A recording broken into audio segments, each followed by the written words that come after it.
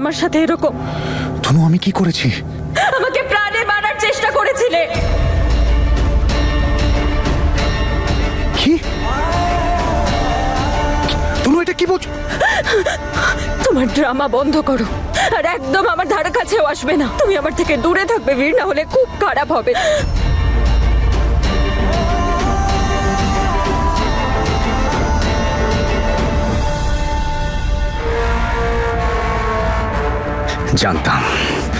জানতাম আমি যে আপনি তনু ম্যাডামই, আর এই বীরই আপনার থেকে সত্যিটা জানতে পারবে।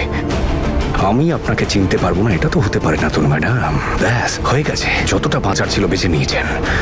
এইবার দেখবো আমার থেকে বেঁচে কোথায় পালাও তনুরিটা। তনু, তনু একবার প্লিজ আমার। বললাম তো দূরে থাকো আমার থেকে। তনু প্লিজ একবার আমার কথা শোনো।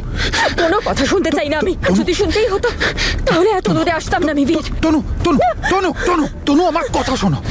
আমি তোমায় বলে বোঝাতে পারবো না যে তোমায় বেঁচে থাকতে দেখে কতটা খুশি আমি। খুব খুশি তুমি আমাকে আবার প্রাণে মারার সুযোগ পেয়েছো যে। রাইট, আমি একবার বেঁচে গেছি তাই আবার মারতে এসেছো, তাই না? যাও, দূরে থাকো আমার থেকে। তনু তনু তনু দূরে থেকে কথা বলো আমার সাথে। আমি মারতে চাই তোমাকে? এত ইনোসেন্ট হওয়ার চেষ্টা করো না মিস্টার বীর। আমি জানি তুমি এখানে কেন এসেছো। তুমি আমার বেঁচে থাকার খবর পেয়ে গেছো তাই আবার আমাকে মারতে এসেছো, তাই তো? তনু কি বলছো তুমি? ঠিক আছে, একটা কাজ করো, আজই সব শেষ করে দাও। মারো আমাকে। সামনে আছে, সুযোগ আছে, শেষ করে দাও।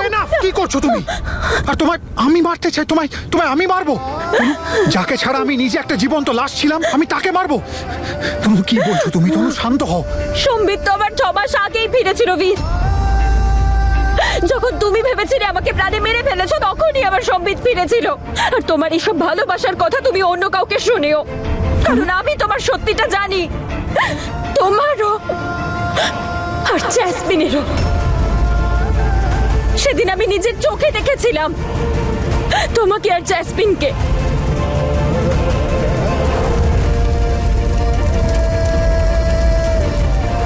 ও তোমার ষড়যন্ত্র তোমার সাথেই ছিল, তাই না? তোমরা দুজন মিলে আমাকে প্রাণে মারার চেষ্টা করেছো। আমি ওখানে আগুনে পড়ছিলাম আর তোমরা দুজন বাইরে দাঁড়িয়ে মজা দেখছিলে। তোমরা দুজন আমায় বাঁচানোর চেষ্টা করোনি। কেন করতে? কারণ তোমরাই তো আমায় মারার চেষ্টা করেছিলে। আমি কেরোসিনের স্মেল পেয়েছিলাম। আমি প্রাণ বাঁচানোর জন্য এদিকে ওদিকে ছুটে বেড়াচ্ছিলাম, কিন্তু কেউ আসেনি। চিৎকার করে করে সবাইকে ডাকছিলাম। তারপর আমি একজনকে দেখলাম যে হুডি পরে এসেছিল, যে ওই পুরো হলে পেট্রোল ছিটিয়ে আগুন ধরিয়ে দিয়েছিল। আর আমি ওই আগুনে পড়ে গেলাম। কেন বীর? কেন করলে? কি বলে চলেছো তুমি? কি বলে চলেছো তুমি? তনু এরকম কথা বলো না প্লিজ। তনু আমি এমনটা কিচ্ছু করিনি। তনু আমি কেন মারতে চাইবো তোমাকে? আমি এটা দুঃস্বপ্ন ভাবতে পারবো না তোমার সাথে কিছু করার আগে। আমি এটা ভাবার আগে নিজে শেষ হয়ে যাবো। নিজেকে জিজ্ঞেস করো, নিজের বুকে হাত রেখে জিজ্ঞেস করো যে তুমি এরকম কেন করবে। উত্তর পেলে পাওনি?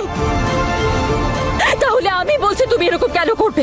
তুমি সারা জীবন শুধু জ্যাসমিনকে চেয়েছিলে আর ওকে পাওয়ার জন্য তোমরা দুজন মিলে আমাকে শেষ করে দেওয়ার চেষ্টা করেছো। আমি কখনো দুঃস্বপ্নেও ভাবতে পারিনি যে তুমি আমার সাথে এরকম করবে। তনু কি সব ভাবছো তুমি? তনু তোমাকে কিছু করার আগে আমি নিজেকে শেষ করা পছন্দ করব। তনু তোমাকে উস্কেছে। তনু শোনা কথা ভুল হতে পারে বীর, কিন্তু চোখের দেখা নয়। তনু কি করে বিশ্বাস করাবো আমি তোমায়? তনু আমি কিচ্ছু করিনি। আর ওই রাতে যা হয়েছিল, যা কিছু হয়েছিল সেই ব্যাপারে না আমি জানি না জ্যাসমিন কিছু জানে। হ্যাঁ আমরা ছিলাম হলের বাইরে, কিন্তু আমরা তোমায় দেখতে পাইনি। প্লিজ আমার কথাটা একটু বোঝার চেষ্টা করো। প্লিজ আমার ভালোবাসাকে তুমি ছোট করো না। এমনটা করো না আমার সাথে। এরকম তনু প্লিজ এরকমটা করো না আমার সাথে। তুমি আমার সাথে এরকম করো না বীর। তোমার কাছে তো আমি শেষ হয়ে গেছি। 6 মাস আগেই তনু শেষ হয়ে গেছে। আমি আমার জীবনটা আবার নতুন করে শুরু করেছি। আমাকে আমার জীবনটা বাঁচতে দাও বীর। তুমি প্লিজ আমার থেকে দূরে থাকো, আমার আশেপাশেও আসবে না। আমি তোমার মুখটাও এই জীবনে আর দেখতে চাই না বীর। I hate you, I hate you. দূর হয়ে যাও তুমি আমার জীবন থেকে। বুঝতে পেরেছো? I hate you. তনু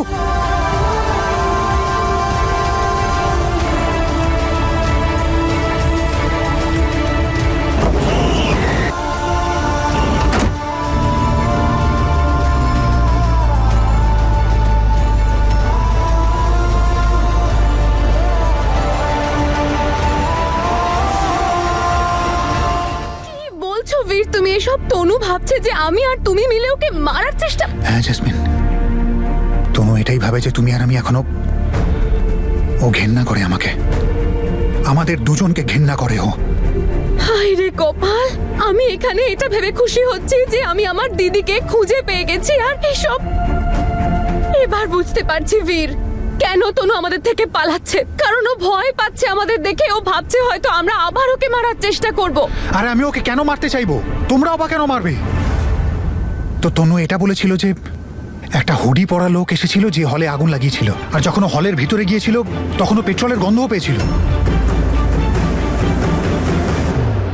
হে উপরওয়ালা, তার মানে যেটাকে আমরা এতকাল অ্যাক্সিডেন্ট ভাবছিলাম সেটা কোনো অ্যাক্সিডেন্ট নয়, সেটা একটা প্ল্যানিং। আর ওর মনে হচ্ছে যে এই প্ল্যানিংটা আমরা দুজনে করেছি। আমরা তো এরকম করার কথা কখনো ভাবতেও পারি না বীর, কিন্তু এসব করেছে কে? কে এমন আছে যে তনুকে মারতে চায়, আর কেন? আমিও কিচ্ছু বুঝতে পারছি না।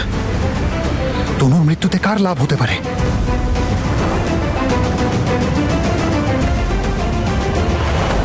ওটা অঙ্গদ নয় তো?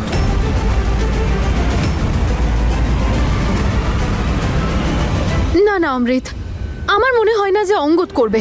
অঙ্গদ তো নিজেই তনুকে পেতে চেয়েছিল, আর তনু তো ওকে বিয়েও করছিল। কিন্তু আমাদের জানতেই হবে যে সব কে করছে। অমৃত, আমরা এক্ষুনি তনুর কাছে গিয়ে সবকিছু ক্লিয়ার করব। আমি না এই সব কিছু আমার কর্মের ফল পাচ্ছি, তাই আমার নিজের দিদি ভাবছে যে ওর মৃত্যুর পেছনে আমার হাত ছিল।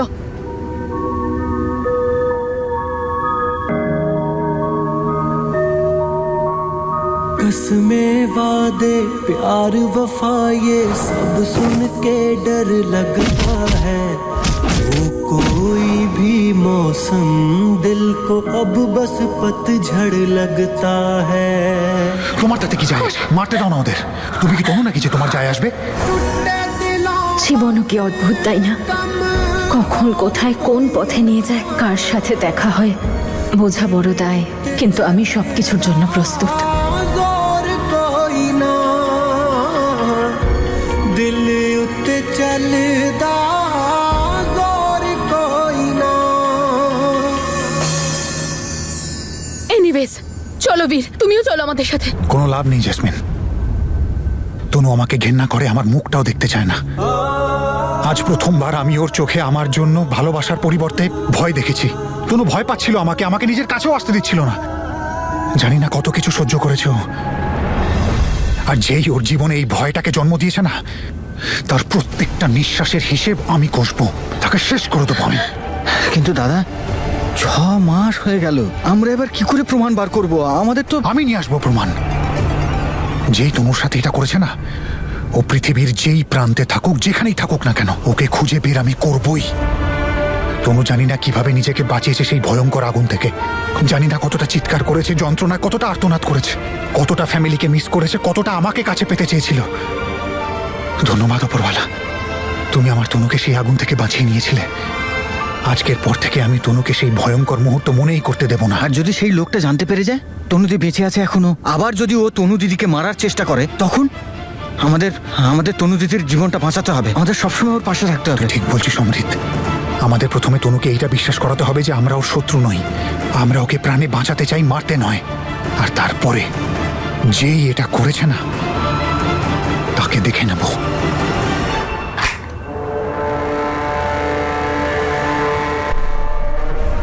এত চেষ্টা করলাম আমি যে আপনার আর বীরের মধ্যে ভুল বোঝাবুঝি হয়, ঘেন্না করেন আপনি ওকে, ওর থেকে দূরে সরে আমার কাছে চলে আসেন। কিন্তু না, আপনার ওই বীরের কাছেই যাওয়ার ছিল। ইটস নট ডান তো ম্যাডাম।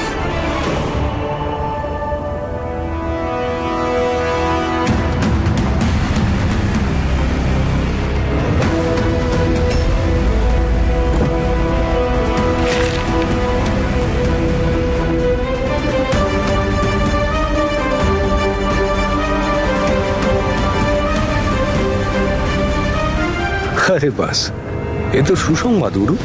এটা পড়ার পরে তো আঙ্কেল একেবারে আমার তনুর বিয়ে কখনোই বীরের সঙ্গে হতে দেবে না। আমার রাস্তা একেবারে ক্লিয়ার। শুধু এটা কোনোভাবে আঙ্কেলের কাছে পৌঁছতে হবে, তাহলেই আমার কাজ হয়ে যাবে। যদি দুজনের মধ্যে বিয়ে হয় তাহলে দুজনের মধ্যে একজনের মৃত্যু নিশ্চিত। আমার দিব্যি, আজকের পর থেকে তুই কোনোদিন ওর কাছেও যাবি না, আর ওর সঙ্গে কথাও বলবি না। এবার সময় এসে গেছে যে আমি তোমায় দেখাই যে আমি তনুকে কতটা ভালোবাসি।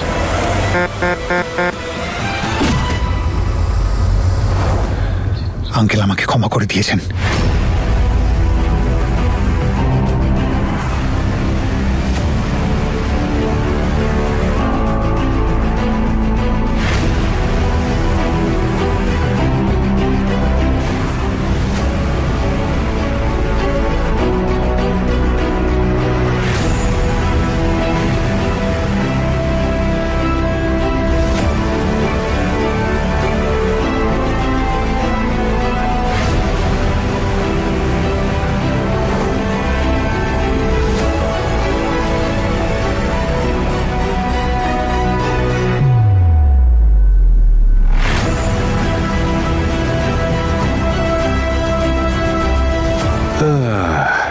এটা কোনো সাধারণ পেনড্রাইভ নয়, এটা হলো বীর আর তনুর প্রেমের কফিনে শেষ পেরেক।